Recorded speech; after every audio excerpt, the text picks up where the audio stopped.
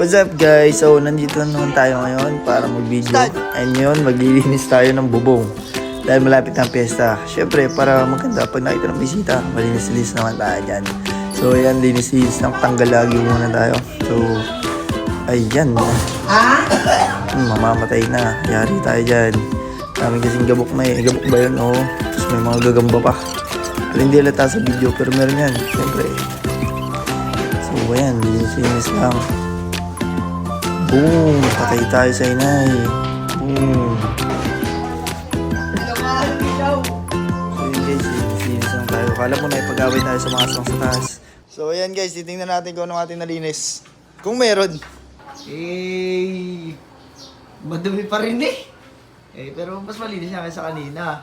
Oh, natanggal na. Pwede na sa pista. Hi! Ano yun? Nag-vlog oh. Ano